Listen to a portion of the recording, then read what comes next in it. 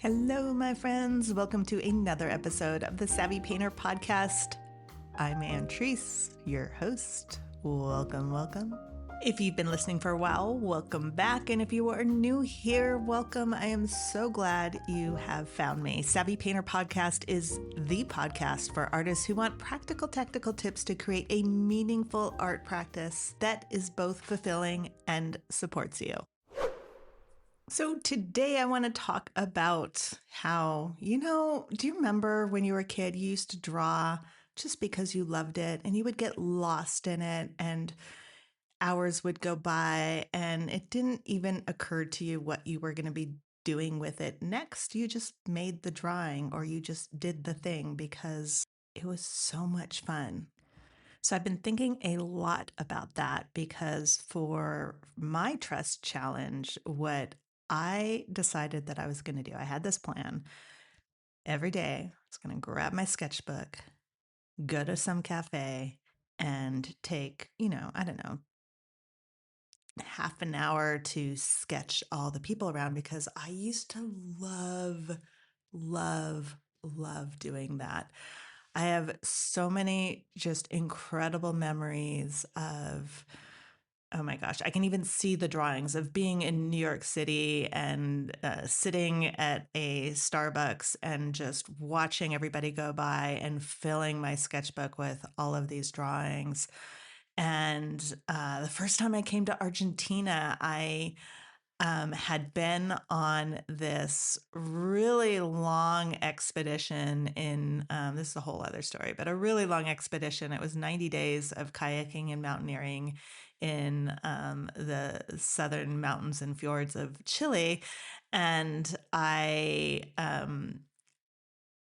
went to the airport because my visa ran out and I just said, what's the next available cheapest flight? And it was to Buenos Aires. So that was the first time I ever came to Argentina.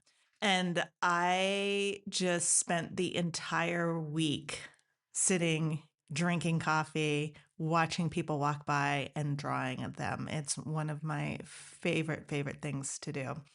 And so I thought for my trust challenge, I'm just going to sit in cafes and draw because it just makes my heart full. I don't even know how else to describe it. It just makes my heart full. That was the plan. And for a couple weeks, that's exactly what I did.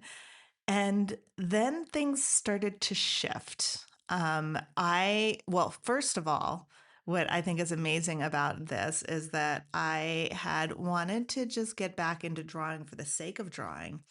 And so I decided that that would be my trust challenge. We're doing that inside Growth Studio. We're doing a 100-day trust challenge, and we're about a full month in.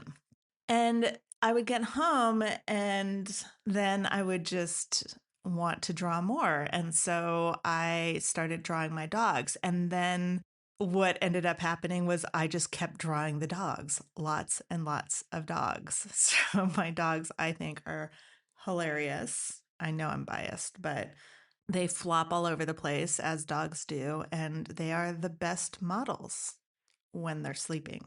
And I'm not precious about any of this. So at this point, I pretty much have sketchbooks scattered all around my house. And whatever I find, if it's a napkin, if it's my journal, if it's a spiral bound notebook that I jot down notes in, or a grocery list, or whatever it is.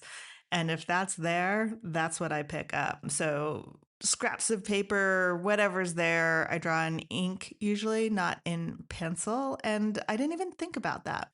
It's just the way that I normally draw. And when I put the mark down, it's there. And when it doesn't work, I just start another one. And that happens frequently with these dogs. So the page fills up because what the dogs do is they will, at first, before they get settled in, they're watching me and I'm staring at them and they're like not understanding why I'm looking at them. And they actually don't like it. So they will turn their back on me the second that they realize that I'm staring at them. And so I just wait and I'll catch those in between poses. And everything is just really quick, really loose. The page just gets filled up with an ear, a nose, sometimes a full head, all of these in between poses until they settle down and fall asleep. And then I can slow down and really look and really draw. Recently, on a Grow Studio call, I pulled up all the sketches just to share what I'd been doing and so that we could talk about the process and what's coming up for people in the Trust Challenge.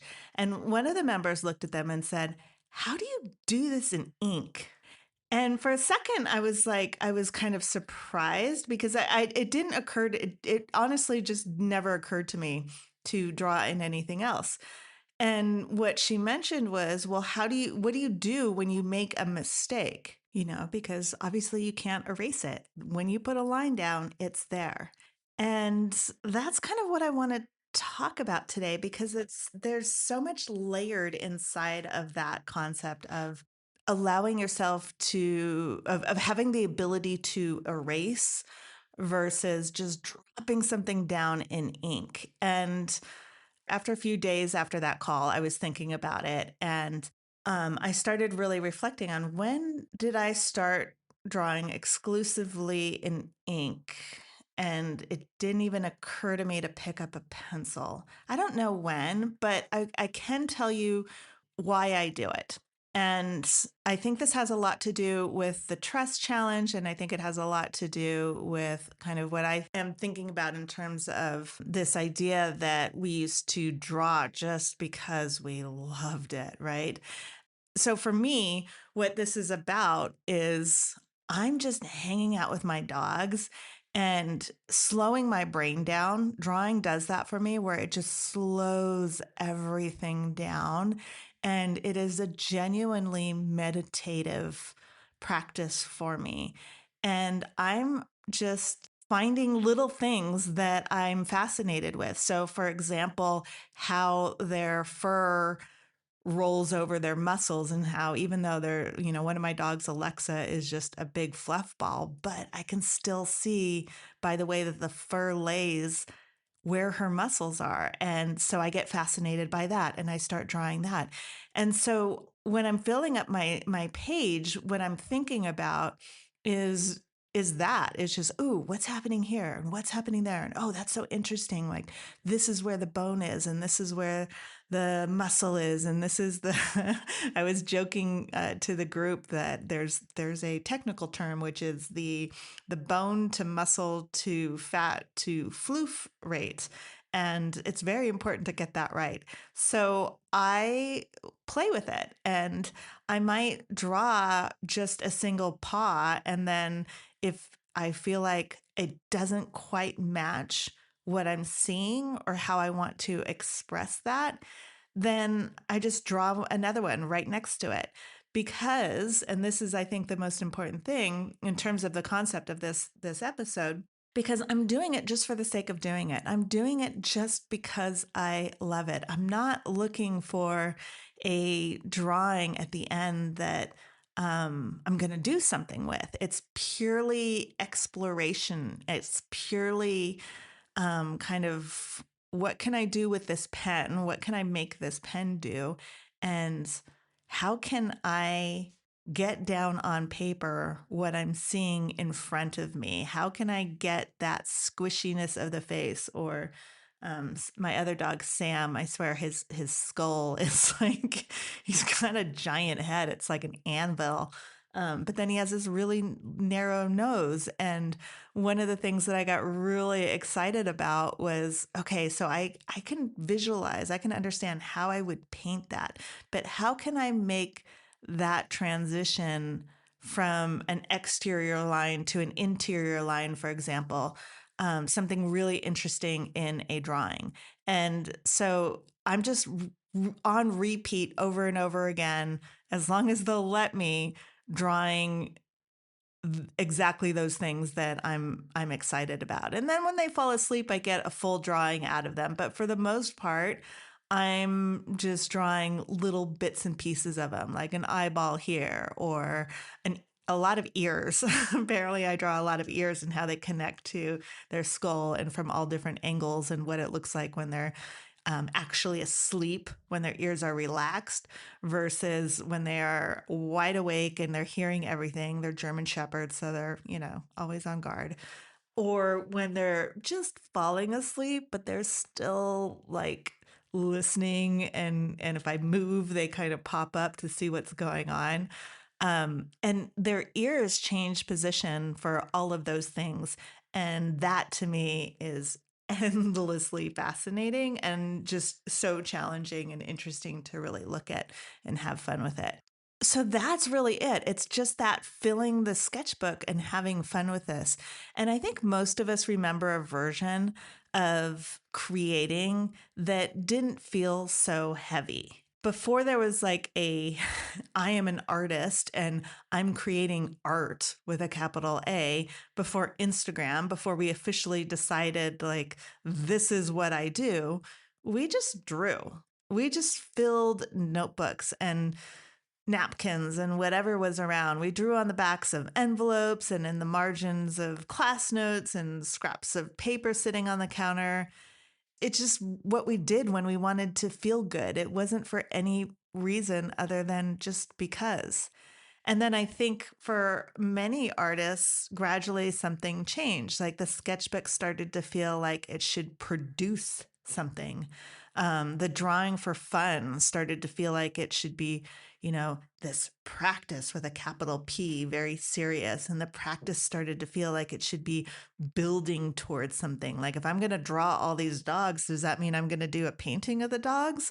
Or what am I actually doing with this? Right. And the honest answer is I'm just having fun. I'm just absolutely enjoying it. But there's that part of us that's like, oh, but it has to mean something. It has to go to something. And somewhere in all of that, our creating, I think, picked up this heaviness, and the thing that used to be such a joy and just such a relief and such a like an exhale became kind of like a pressure.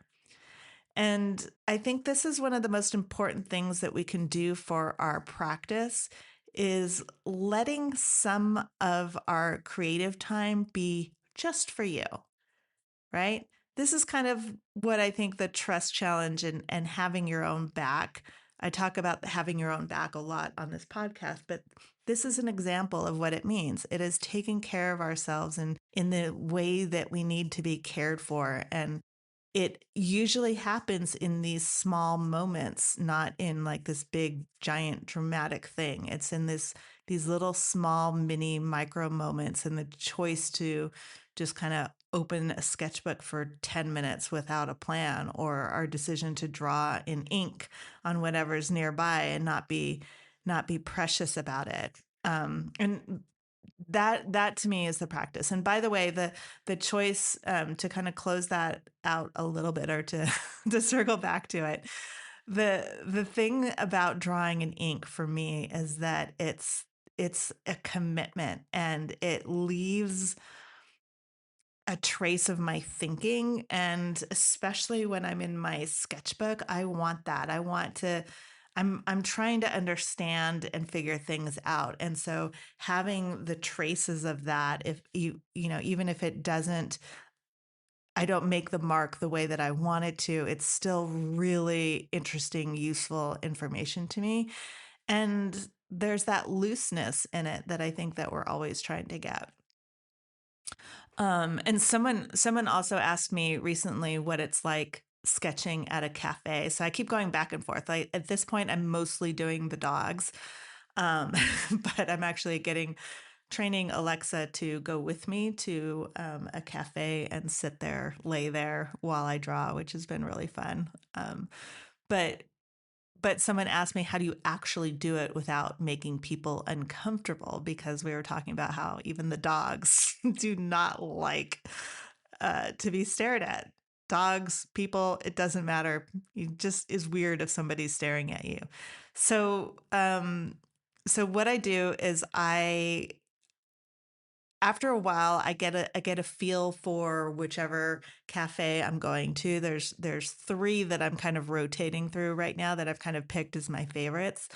And the reason that they're my favorites is because they either I know when they're busy and that's what I want, or they are near something else where there's a lot of foot traffic. So there's a lot of people going by. So I have this, I usually have my favorite seat because it gives me a broad view. And if I'm drawing, so I what I do is I either am sitting inside and I draw the people who are outside, right? Or I'm sitting outside and I'm drawing people who are inside. So either way, I'm sitting there, but I'm not going to draw the people at the table right next to me because they're going to notice and it's probably going to make them uncomfortable. Or maybe I just don't want to have a conversation with people about what I'm doing and have them come look at my sketchbook. So it kind of prevents that whole situation of somebody looking up, noticing that you're drawing, and then wanting to come over and see and talk to you about it. Sometimes you might like that, sometimes you don't. So it's very similar to what I do with the dogs, which is I'm just taking what's there. I'm taking whatever opportunity. Sometimes the dogs are really, really restless, and I glance up and I see them in a particular position. And I quickly sketch that like really fast, really loose, big, giant shapes because I know they're restless and I know they're not going to stay there. So I'm just trying to get down what I see as quickly as possible. And so when I'm at a cafe, sometimes I'm just watching people walk by and I glance up and I see somebody walk by and then I glance down and I start drawing. But by the time I look up again, they're walking down the street, they're already gone, right? So I'm using my visual memory for that. And a lot of times just making things up, which is, especially in that environment, it's super, super fun. With the dogs, it's like, okay, I know what they look like. They're still in the room with me, but they're just, got their back to me now instead of facing me or whatever. So I can kind of make up what might be there. So it's a fun little game, I think, to play. Really quick and loose versus slow and present. So at the cafe, if I'm inside drawing people outside, it tends to be really fast because people are typically walking by. Or I might slow down and be really present if there's a table that's, outside and I'm inside, and I'm pretty sure it's not going to be that obvious that I'm drawing them or not. It's not that I don't want them to know that I'm drawing them. I just don't want them to feel uncomfortable with somebody staring at them. So neither one of those processes is more serious than the other. It's just using different skills and kind of a different part of your brain, maybe. So that's the same practice. And also another thing that I told this person, because she was a little bit like, how do you draw people and don't you feel awkward when you're sitting at a cafe? And one thing I used to do when I used to do this a lot, and I did feel really awkward about it, is I just got mirrored sunglasses because then they can't tell where you're looking and it doesn't matter.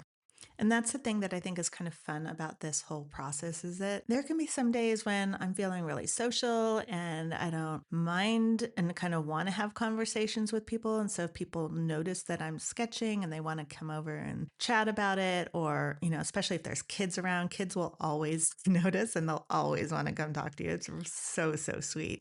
But on the days that you don't want that, or maybe if you're just feeling uncomfortable sketching in public, those are some tactics that I think are really, really helpful. And also, honestly, just put headphones in your ears, whether or not you're listening to anything or not. If you don't want to have a conversation, most people will recognize that and not come over and talk to you. And if you do want to have conversations with people, kind of just do the opposite of what I just told you. It all just depends on how you're feeling that day, if that is something that is concerning you about sketching in public or painting in public or what have you. So those are practical tactics that I think are really helpful. But what's underneath those practical tactics is just the idea of taking care of yourself, is just recognizing when are the days that I just don't really want to interact with people on. I just want to focus on my drawing. Makes sense. I know you all know what I mean, right? Some days you just don't want to have a conversation with people. You just want to draw or you just want to paint. And some days it's like, yeah, cool. Come on and chat with me. I don't mind it at all. And some days you might be feeling more self-conscious, or you might just really want to focus on whatever it is that you're doing. So there's that. And all of it is just ways of recognizing that and taking care of yourself, right? And not feeling like you shouldn't feel that way or whatever. It's just like, hey, yeah, you know what? Today I don't really feel it. So I'm going to take some steps so that it's not as obvious what I'm doing and I'm not inviting conversation. Now, if you've been listening to the podcast for a while, you may have heard me talk about the 4 seasons of being an artist. There's the making art, sharing art, selling art, and then there's rest. And that was an interesting part of this conversation that we've been having inside Growth Studio about this particular challenge that I'm taking. Because where does it land in those seasons? Is it making art or is it rest? Sometimes there's gray areas, and that's totally fine too. I think for me, it is absolutely in that gray area because I'm not seeing it as a means to an end of creating something. I have no, I have no intentions of doing a series on my dogs or anything like that. I mean, who knows? Maybe someday I will, but right now it's not on my radar. And this is something that just absolutely relaxes me and just makes me so happy and grounds me and all of those things. So am I in the making phase and in that exploratory discovery piece of it? Yeah, kind of, because part of me is just really nerding out on what can I do with these lines and how can I make this plane look like it's coming forward, and how can I get the fur and make it really feel like it's wrapping around that muscle instead of just like a big floofball, or or Alexa's butt is genuinely just a giant floofball. So inside of that, there is skill building, and there is real slowing down and real seeing happening in there. So yeah, there's a gray area, and that's okay. For me, the most important question always is, am I getting what I need out of this? Are you getting what you need out of doing this trust challenge if you're in Growth Studio? That's always going to be the question. It isn't about perfect consistency. Again, like I said, I started this thinking that I was going to be going to cafes and I was going to be drawing people. And then I kind of veered and started working on my dogs. And you set up a practice with one idea of what your practice is going to look like. And then life happens, or you change your mind, or you learn something as you go along, and it shows you something different. I veered from the cafe to the dogs. Some other artists have veered from original plans too. You may have had plans for your own practice and then veered from it.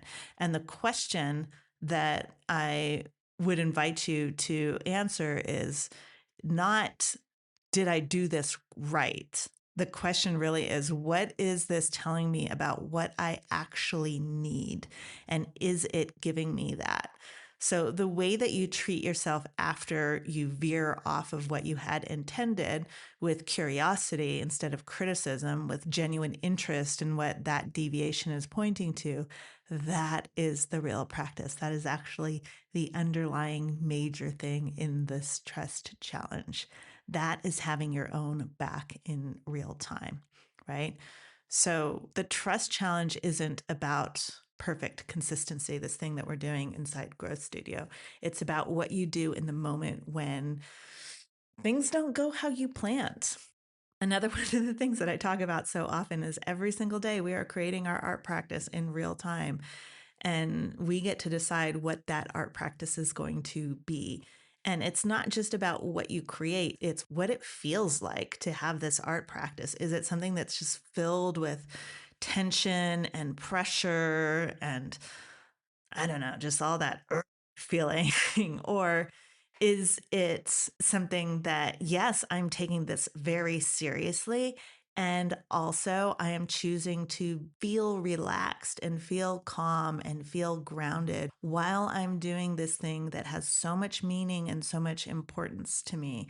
So I'm choosing the meaning and importance and not the pressure. So try this on this week. Is there something in your practice that maybe you used to do it just because you loved it before it had to mean something, or before it had to go somewhere, or before you were an artist with a capital A, right? When it was just fun and it was just that part of you that just needs to be expressed, what would it feel like to do that thing again with no agenda, right? So for me, it's sitting in a cafe and drawing, but it could be doing collage work or just playing with color or ink if you want or pencil, whatever it is. And when you don't get the result that you wanted, you can just start another one.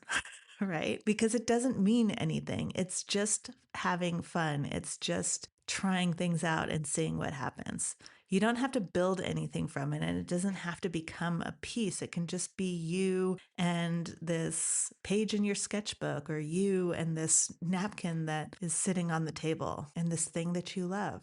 The making with no agenda is such an important part of our whole practice, and it matters a lot. So it might be the most important making that you do.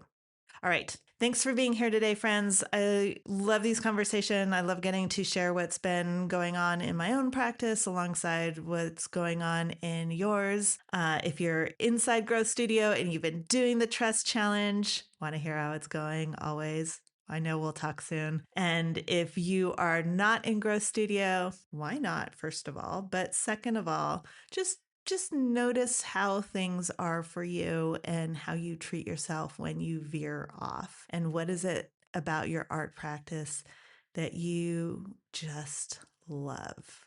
Do more of that. All right, friends, talk to you soon. Have a great week.